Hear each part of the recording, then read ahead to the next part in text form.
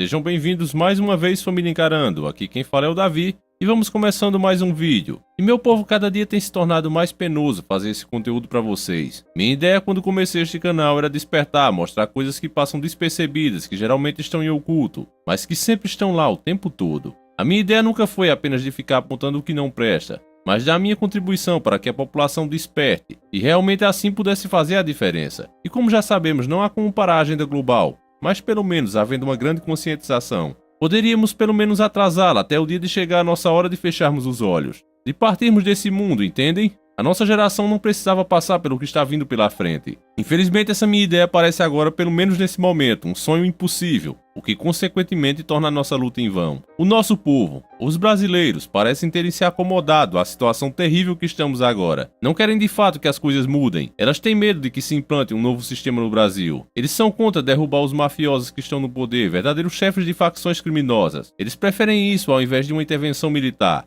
ou como seria perfeito, uma intervenção popular. Isso sim seria o ideal, o perfeito. O povo em massa tirar na marra os criminosos que ali estão hoje. As pessoas não querem mudança por pura covardia. Preferem continuar com um sistema que já sabem que está podre ao invés de tentar um outro que, na pior das hipóteses, ficaria igual aos que estão aí ao passar do tempo. E falando com sinceridade com vocês, eu acho que a posição desse povo, na sua maioria, não passa de puro egoísmo e covardia. A pesquisa que saiu na mídia onde dizia que 92% da população apoiava a greve, porém menos da metade estava disposta a pagar os prejuízos, é a mais pura verdade, embora muita gente tenha dito que foi manipulada. É claro que as coisas nunca são como a mídia fala, como ela coloca os fatos para nós. Não existe prejuízo para o povo, mas sim para os corruptos que iam ter que arrancar algumas de suas cabeças para contornar a situação. Só que para isso acontecer, o povo teria que fazer um sacrifício momentâneo por um ganho muito maior. Seria de fato a nossa liberdade. A diferença de hoje para antigamente é que os opressores eram conhecidos, as pessoas sabiam quem eram os inimigos. Hoje os inimigos estão dentro do sistema e ninguém sabe que eles existem. Isso é o pior. Quando você não sabe que uma coisa existe, você não pode se defender dela. A paralisação que houve no Brasil se tratava de uma guerra sem armas. Mas como toda guerra, exigia alguns sacrifícios. Não se faz omelete sem quebrar alguns ovos, todos nós sabemos disso. E isso significa prejuízos para os comerciantes, atraso no pagamento dos nossos cartões de crédito, pessoas sem poderem viajar, pessoas sem poderem ir a lugares. Enfim, sendo realista, algumas vidas seriam perdidas nesse processo, mas era extremamente necessário. Nós precisávamos a todo custo derrubar os três poderes que estão podres, e essa foi uma ótima chance de se fazer isso, de mandar um recado aos donos do mundo. Olha, se vocês nos maltratarem demais, se vocês nos explorarem demais, nós vamos reagir e tomar o que é nosso por direito. Essa turma nunca vai desistir de fato dos planos deles. Isso jamais vai acontecer. Está muito claro isso nas escrituras. Basta saber interpretar. Mas o que poderia acontecer eles nos tratar como tratam seu gado de elite, os países de primeiro mundo? Não é nenhum exagero nisso que eu estou dizendo, pois o Brasil é a sexta maior economia do mundo. Para você entender um pouco sobre isso, eu vou deixar o Olavo de Carvalho explicar melhor do que eu. É um vídeo antigo, mas está mais atual do que nunca, porque é agora que as pessoas estão vendo com clareza que a culpa das coisas terem piorado tanto é culpa do PT e dos demais governos, mas vamos chegar lá. Veja a explicação sobre o PT por Olavo de Carvalho. Interessante que foi posta a circular na internet pelo economista Valdir Serafim. Né? Então, eu vou até ler aqui para vocês, porque o negócio assim, é muito simples, curto e muito didático. Ele diz o seguinte: você ouve falar em dívida externa e dívida interna em jornais e TV e não entende direito. Vamos explicar a seguir. Dívida externa é uma dívida com os bancos Mundial, FMI e outras instituições no exterior em moeda externa. Dívida interna é uma dívida com bancos em reais. Então, quando Lula assumiu o Brasil em 2002, devíamos dívida externa 212 bilhões de reais. Dívida interna 640 bilhões de reais. Total da dívida 851 bilhões de reais. Em 2007, Lula disse que tinha pago a dívida externa. É verdade, só que ele não explicou que para pagar a dívida externa aumentou a dívida interna. Em 2007, no governo Lula, a situação era a seguinte: dívida externa 0 bilhões, dívida interna 1,400 trilhão, 1 trilhão e 400 bilhões. Total da dívida 1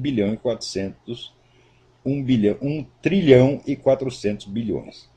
Ou seja, a dívida externa foi paga, mas a dívida interna quase dobrou.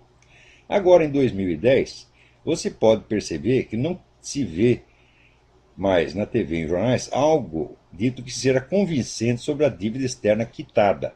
Sabe por quê? É porque ela voltou. Em 2010, no governo Lula, tínhamos a seguinte situação. Dívida externa, 240 bilhões. Dívida interna, 1,650 trilhão, isto é, 1 trilhão e 650 bilhões. Total da dívida, 1,890 trilhão, 1 trilhão e 890 bilhões. Ou seja, no governo Lula, a dívida do Brasil aumentou em 1 trilhão. 1 trilhão. Daí é que vem o dinheiro que o Lula está gastando no PAC, Bolsa Família, Bolsa Educação, Bolsa Faculdade, Bolsa Cultura, Bolsa para Presos, dentre outras bolsas, incluindo o mensalão, evidentemente. Né? E de onde ele tirou 30 milhões de brasileiros da pobreza? Não é com dinheiro do crescimento, mas com dinheiro de endividamento.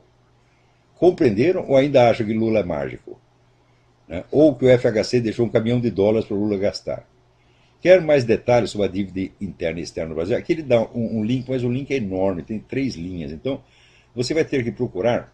Assim, o site é www.sonoticias, tudo junto, sonoticias.com.br. E lá você procura o nome do economista Valdir Serafim, ou o tópico dívida externa. É um negócio de cair de costas. Quer dizer, tudo isso foi absolutamente uma fraude. Lembra que 30 milhões de brasileiros foram retirados da pobreza, da linha da miséria, no tempo do regime militar, quando a população era 1/3 do tamanho que é agora. Então, 30 milhões de pessoas era um monte de gente na época. Eu acho que o Brasil, na época, tinha 70 milhões de habitantes, uma coisa assim. Quer dizer, que tirou metade, praticamente metade da população da linha da pobreza e botou todo mundo para trabalhar, inseriu as pessoas na economia. Passadas 4 décadas, o Lula faz a mesma coisa, só que não com dinheiro de crescimento, sim com dinheiro de endividamento. Ou seja, o cara é um criminoso, porra. Tudo nesse governo petista é tudo fraude, meu Deus do céu. Agora, essa putada empresarial fica tudo aí lambendo o saco do Lula. É uma vergonha, meu Deus do céu. Né? Esses liberais todos, né? Todo mundo assim, ansioso para apoiar, para puxar o saco. Eles dizem, não, nós temos que colaborar, é a união nacional, etc. Você que é um cara desperto e acompanha nosso trabalho, já tá com os olhos da mente abertos. Você já percebeu que a explicação dos fatos é o mesmo quando parte de homens sérios e honestos, que não têm o rabo preso e estão realmente bem intencionados. O que Olavo disse aí, Enéas também disse, incansavelmente. E antes inclusive do governo PT assumir, porque a situação grave que temos hoje é culpa dos desgovernos que sempre tivemos. Fernando Collor, Fernando Henrique, Lula, Dilma, todos eles trabalham para os estrangeiros, são inimigos da nação. O Brasil, na situação de hoje, doutor Enéas, como é que o senhor está vendo esse Brasil do Fernando Henrique Cardoso? Sua Excelência, o presidente da República, é a pior coisa que o Brasil podia ter tido nesses últimos anos. O presidente da República obedece a um comando alienígena, que não é do nosso país. Sua Excelência, o presidente, vem abrindo, escancarando todas as fronteiras para que o nosso povo receba quinquilharias como importados. E vem destruindo sistematicamente a indústria nacional, vem destruindo a agricultura, fazendo com que o número de desempregados chegue a uma cifra astronômica, que já está em torno de 10 milhões de pessoas. Enfim, a cada instante, com um sorriso nos lábios, enganando a população, às custas de todo um sistema de comunicações que, lamentavelmente, está todo comprometido, com raríssimas exceções, o senhor sabe disso. O que se passa é que a população é enganada. Ela não tem ideia do que está se passando. Ela não percebe que está caminhando para um abismo. O abismo em que daqui a pouco o desemprego do lado está batendo na nossa... Nenhum governo isolado, por mais incompetente e ladrão que fosse, conseguiria quebrar o Brasil de uma vez só. Nós somos verdadeiramente gigantes. As riquezas que tem aqui são grandes e abundantes, como em nenhuma outra nação. Aqui temos de tudo, somos verdadeiramente autossuficientes. Brasil, um país-continente. 47%, quase a metade de toda a América do Sul. Um gigantesco país cujos pontos extremos, norte e sul e leste e oeste, distam mais de 4.000 quilômetros nos 2 sentidos. Um país difícil, que em seu imenso território poderia colocar lado a lado toda a Europa, menos a União Soviética, a América Central, o Japão, a Tailândia, Israel, e ainda sobraria espaço. Você vê que roubam nossas estatais, roubam nosso minério como o nióbio, que Enéas tanto falou. Mas aí em cima disso se descobre outra riqueza como o pré-sal. Reserva essas capazes de transformar o Brasil em uma potência mundial. Mas o que o governo fez agora? Como o povo não deixou vender a Petrobras, embora eles estejam fazendo grande pressão para isso vir acontecer ainda, o governo agora, como você está vendo aí, leiloou o pré-sal. Você vê como esse governo é filho do cão. 3 dos blocos do pré-sal posto a leilão agora passam às mãos das empresas estrangeiras. Eles compraram o direito de extrair esse petróleo do lugar da Petrobras. E muita gente ficou feliz com isso. É uma turma que se autodenomina libertários. O problema é que esse povo não vê que esses 3,15 bilhões que o governo arrecadou, se comparado ao ganho que essas empresas vão ter quando começarem a extrair o petróleo dessas áreas, esse valor passa a ser uma mesada de trombadinha. O governo sabe, os intelectuais sabem, mas mesmo assim eles aplaudem porque das duas uma. Ou ganham dinheiro para assim fazerem, ou são burros e tapados mesmos. O que o governo fez, explicando de uma forma simples para que todos que é lá de nós puder entender de forma clara, é como se eu e você que está vendo esse vídeo agora, nós soubéssemos que embaixo de nós tem uma pepita de ouro que vale aqui uns 100 mil reais, ok? Nós já sabemos disso, vimos quando foi enterrada e vigiamos até agora e ninguém mexeu. É 100% de certeza que ela está lá e vale os 100 mil reais. Para tirar essa pepita de ouro daí, nós precisamos cavar. E eu não quero fazer isso, e você também não. Estamos com uma preguiça de fazer doer até o caneco. Então um cara de fora que sabe o valor dessa pepita, vendo a nossa preguiça, ele nos oferece 2 mil reais pra gente ir embora e deixar ele cavar. Ele ainda diz que nos dará uma parte do lucro depois que conseguir tirar ela de lá, a pepita, quando conseguir vender a pepita de ouro. Só que ele já nos alerta que vai tirar todas as despesas que ele disser que teve, ok? As despesas que ele disser que teve. É óbvio que se na realidade isso tivesse acontecido comigo e você, se fosse realmente eu e você nesse exemplo, nós mandaríamos na hora esse cara tomar no meio do seu fedorento. Porém esses dois caras do exemplo não somos nós, mas sim o governo corrupto, e ele aceitou essa proposta indecente. O povo é tão idiota que acredita mesmo que esses 3,15 bilhões será revertido em forma de benefício para o povo. É uma piada isso. Preste atenção se as estradas vão melhorar. Veja se vai ter remédios e médicos nos hospitais. Eles baixam alguns centavos em um ou outro produto. E o povo já pensa, tá vendo aí como é bom privatizar? Daqui a 3 meses ou menos estamos pior do que estávamos agora. E observe que essa afirmação minha tem base histórica. Cada crise que está vindo vem pior que a outra. Claro, se você vende as fontes de renda e agora tem menos dinheiro para apurar, é óbvio que se você já estava sem dinheiro hoje, amanhã, depois de vender as coisas, é que vai ficar sem dinheiro mesmo. Você que assiste nossos vídeos sabe que gostamos de trabalhar com fatos e não apenas falando. Falar até papagaio fala. Vamos voltar juntos a 1975 no documentário da Rede Podre. E você vai de novo ouvir falar em crise, na terrível crise. É uma coisa que nunca passa de verdade. Apenas dá uma leve aliviada e depois volta com força total. Muito mais devastadoras do que antes. É sempre assim. E voltemos, portanto, um pouco ao passado. Sem ódios nem rancores, apenas para comparar. Foi há muito pouco tempo, apenas 11 anos. Aqui eu peço licença para interromper, para debochar um pouco do gado estúpido que acha que quando falamos que os senhores do mundo, esses que chamam de banqueiros internacionais, donos das empresas multinacionais, bilionárias, fazem todos parte de uma seita maldita, os senhores do mundo, conhecidos por Illuminati, servos diretos de Lúcifer, e que não perdem uma só oportunidade de impor sua simbologia e sua numerologia. Aí está de novo o 11, sempre o 11, presente em tudo que eles fazem. E para aqueles que ainda acham que tudo isso é fantasia, coisa da nossa cabeça, eu faço a pergunta: vocês vão continuar sendo gado? A decisão é sua, pois os fatos estão aí diante de você. E o Brasil sofria uma de suas piores crises. Greves sobre greves, ameaça de guerra civil, caos quase incontrolável, deterioração econômica e financeira, indisciplina invadindo os quartéis, inflação galopante, forçando para o alto, praticamente a cada semana, os preços de tudo. Foram momentos terríveis.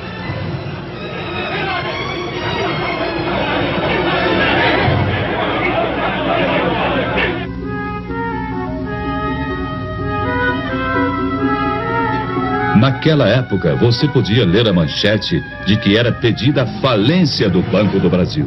E agora, meus queridos inscritos, ouvindo essa matéria, vocês podem entender melhor o que eu estou tentando dizer, compreender melhor os fatos que estamos presenciando na nossa época, essa tática deles de causar uma crise para fazer com que o próprio povo peça para se desfazer de tudo que é deles mesmo, já é velha. Hoje, só para dar como exemplo aqui, existem canais no YouTube pedindo o fim da moeda nacional, querem que o Brasil acabe com um plano real e adote o dólar. Procure e vocês vão achar isso aí, tem um monte de views e um monte de like.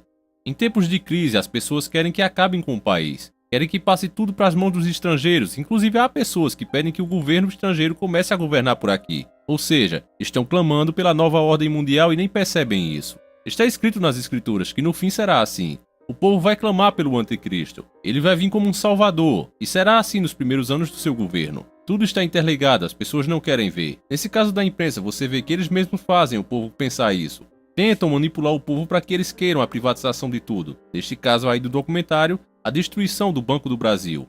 Quando a coisa acontece de forma que eles não esperavam, alguma coisa muda, eles logo fazem esse tipo de documentário para voltar atrás, para que as pessoas não associem eles como vilões, mas sim como os mocinhos que estavam o tempo todo a favor do povo. Meu professor de história sempre me dizia, e acho que copiou de algum filósofo, mas eu ouvi dele, e era a frase que para compreender o presente é preciso primeiro conhecer o passado, e assim pode-se imaginar de uma forma mais real, mais verdadeira, o que vai vir pela frente no futuro. Na época, você podia ler a manchete de que era pedida a falência do Banco do Brasil.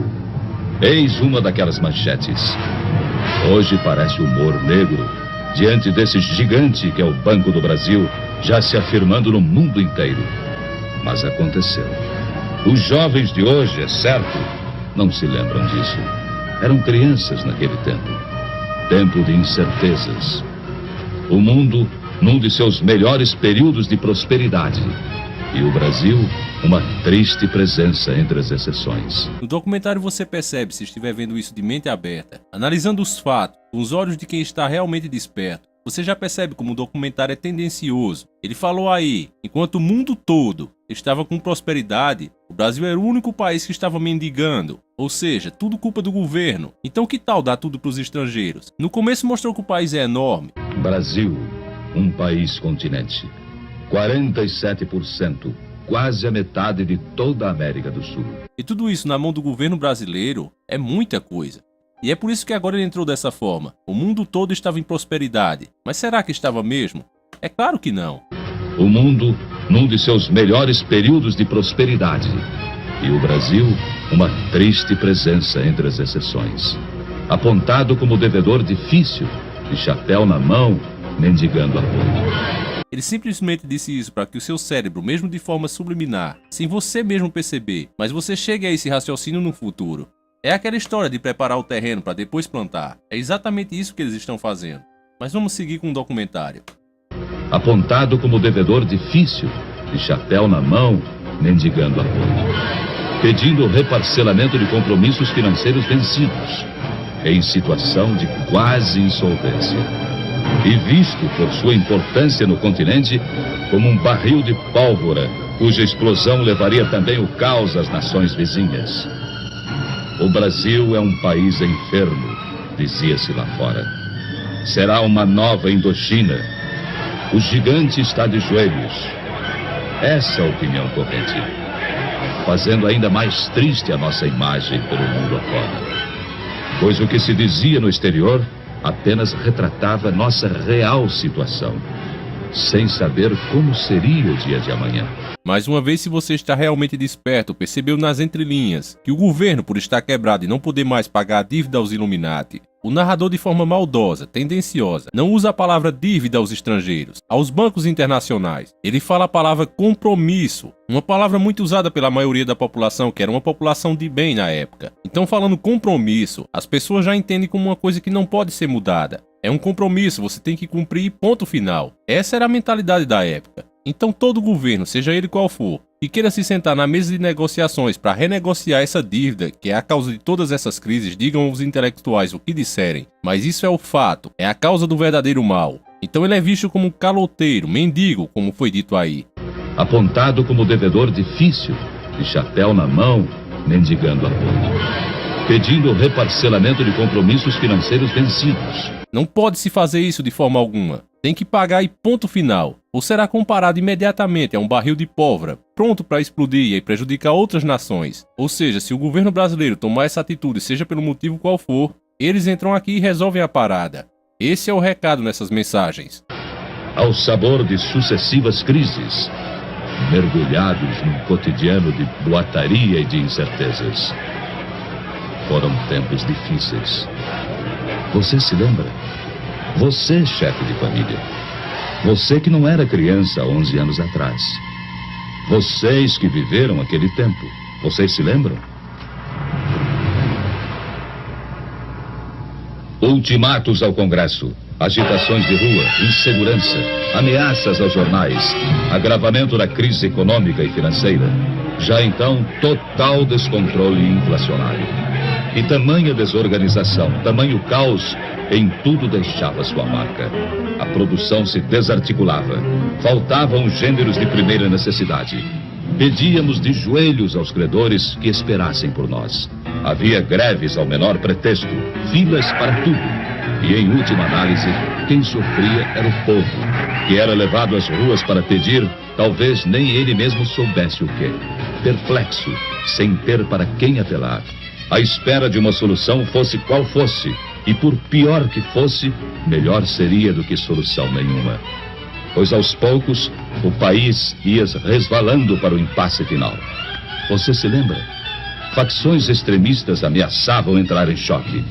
E não faziam segredo da posse de arsenais e depósitos clandestinos de munição. Era o caos irremediável que chegava a passos largos. E sobre o caos brotavam já o suborno e a corrupção. Estava se armando o cenário para o capítulo final do drama. Um drama de consequências imprevisíveis e que ninguém na época poderia dizer ao certo como iria terminar. Pelegos, agitadores, bajuladores e adesistas, aventureiros, e por trás deles o comando vermelho dos comunistas. E até gente séria, idealista, mas iludida. Havia de tudo. Havia de tudo naquele imenso caldeirão fervente em que se transformava o Brasil. Você se lembra? Não se sabia ao certo quem estava mesmo à frente do país, quem dirigia os destinos da nação. Por isso, não podia haver comando, nem disciplina, nem ordem e nem progresso. E muitos donos se diziam os verdadeiros donos da situação. Foi há 11 anos atrás. Há apenas 11 anos. E hoje, ao documentar aquele passado ainda recente, uma pergunta chega a se impor. Como foi possível aguentar? Como o Brasil resistiu? Pense nisso. Você gostaria de voltar àqueles tempos? De experimentar as mesmas angústias? De sentir as mesmas incertezas e inseguranças? De voltar ao Brasil de ontem? De ler as mesmas manchetes e ver os mesmos espetáculos? A resposta fica com a consciência de cada um.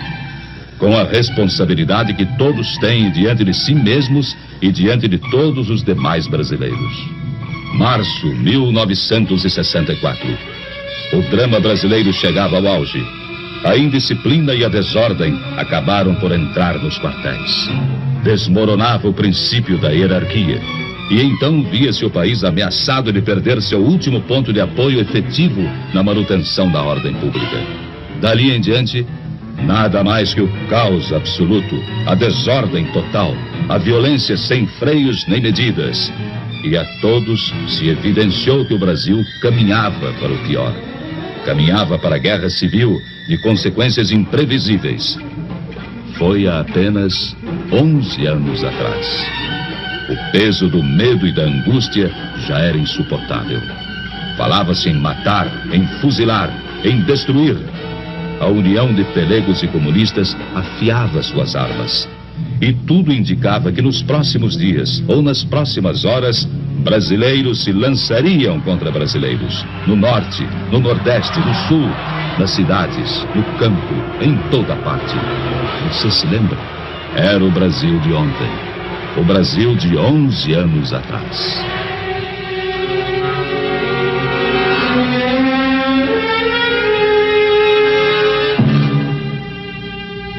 Foi no último instante, quase no momento derradeiro. E quando o país estava à beira da guerra civil, quase em pleno caos, alguma coisa aconteceu.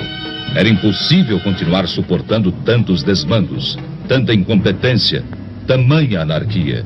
Essa parte agora é muito importante, pois você verá a Rede Podre afirmando que os militares salvaram o país. E aí fica a pergunta que já lhe dou a resposta logo imediato. Por que eles apoiaram antes e agora não? A resposta é porque antes havia um interesse em estar do lado do que o povo queria. O povo não era tão alienado e sabia o que era moral e bons costumes. Era uma população temente a Deus. Dessa forma, a Rede Podre não podia se opor a isso. Então era melhor se aliar, fazer acordos. lucrar o que pudesse com os caras. Eles iam precisar de anos e anos de programação na mente dos brasileiros para apodrecê-las e hoje poderem realmente colocar as garras de fora. E o clamor de vozes conscientes encontrou eco em soluções inadiáveis. E as Forças Armadas, elas próprias, mais do que ameaçadas, foram chamadas, praticamente intimadas, a cumprir a missão que o momento lhes impunha, restabelecendo a ordem e livrando o país dos trapos vermelhos que ameaçavam sufocá-lo.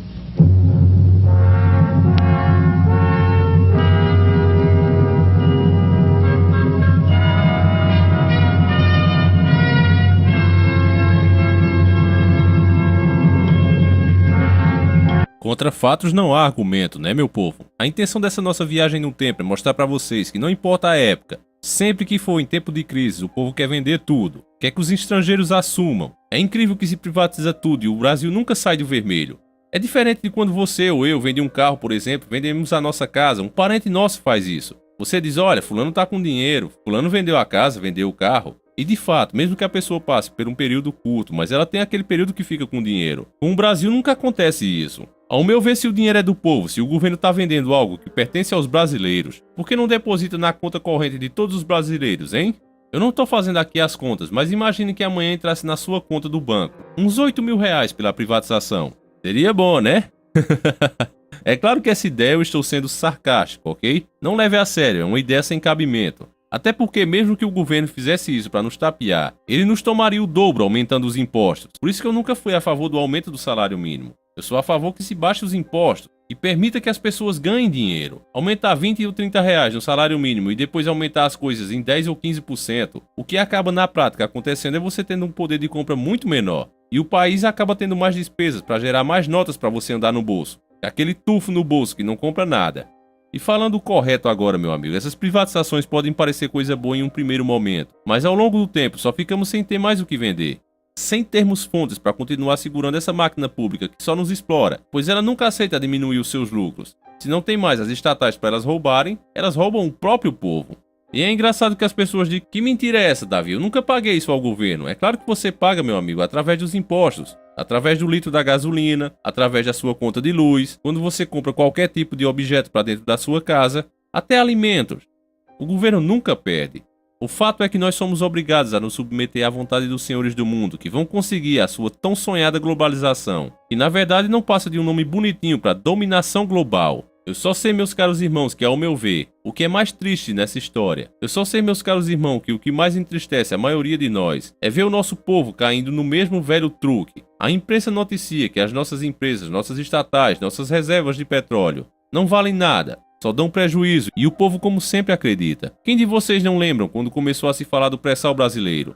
Lá por volta de 2010, as matérias em grandes revistas internacionais e nacionais, inclusive na mídia também, diziam que o nosso petróleo era de péssima qualidade, que talvez nem desse para aproveitar, porque iria se gastar muito para refinar, talvez nem compensasse. Eu lembro até das matérias da Globo mostrando o processo e que realmente pouco iria se aproveitar do pré-sal. Queriam meter isso na cabeça do povo. Eu lembro até de uma vez ter ficado triste ouvindo isso. A INOG dizia que no máximo que se extrairia das reservas no ano de 2010 seriam 114 barris de petróleo. Estourando dizia que chegaria a 228. A extração então começou e só surpreendia todo mundo. Em 2015, o aumento na produção já passava dos 50% a mais. E cadê a imprensa nessa hora para dizer, olha, nós estávamos errados? Ou pelo menos, já que sabemos que eles nunca terão a humildade de fazer isso, pelo menos alegrasse o povo com uma boa notícia. Eles hoje admitem que no pré-sal brasileiro tem mais de 176 bilhões de barris, mas esse número ainda é falso. O que se fala nos bastidores é 273 milhões de barris de petróleo. E esses são números da própria imprensa, fora ainda o gás natural e outras coisas que podem aparecer. Portanto, você pode pegar a sua calculadora e multiplicar esse número por umas 100 vezes a mais, porque vocês já sabem a corrupção desse governo que não trabalha para o povo. Então, se você está de acordo com essa minha ideia, eu acredito que a maioria dos despertos que estão aqui estão de acordo. Então nós podemos imaginar juntos que 70% do que foi extraído daqui para frente vai ser desviado por essas empresas estrangeiras. Não será contabilizado, podem ter certeza disso. A não ser que você seja muito ingênuo e acreditar no governo e na sua fiscalização. A bombada que estamos levando e vamos levar ainda, na verdade é incalculável. Se já existia corrupção com a Petrobras, imagine agora depois que privatizaram nossos poços. Eles mesmos agora terem o direito legalmente de extrair e ainda dizerem depois o quanto gastaram para fazer isso. Os senhores do mundo fizeram bem o trabalho deles, de nos dividir para conquistar. O povo não chega nunca a um acordo, cada um que quer uma coisa, a maioria olhando os seus próprios interesses, enxergando apenas o seu próprio umbigo.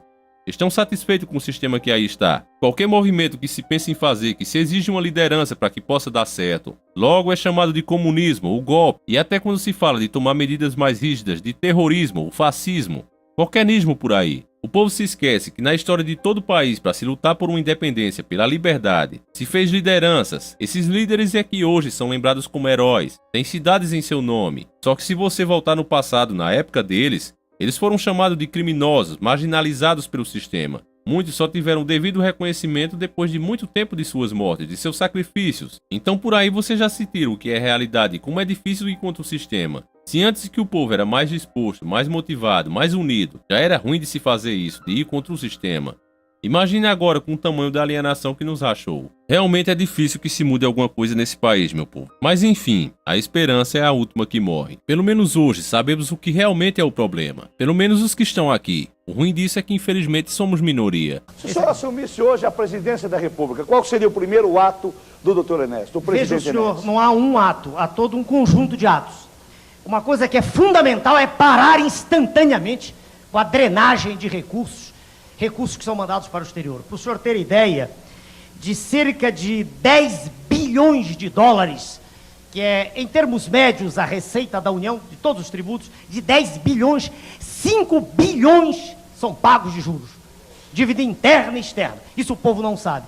5 bilhões. Veja como não tem nenhum sentido essa discussão imbecil de fazer projeto de educação, de saúde, não adianta.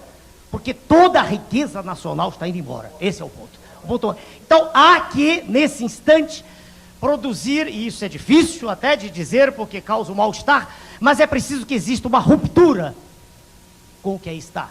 É preciso que se diga no cenário internacional que não se pode continuar mais assim, que é impossível continuar tirando sangue da população, sangue circulante. Não é mais possível. O senhor acha que lá fora eles vão aceitar? Não, Já que não nós vão estamos aceitar. devendo. Veja o senhor. Nós estamos pagando uma dívida.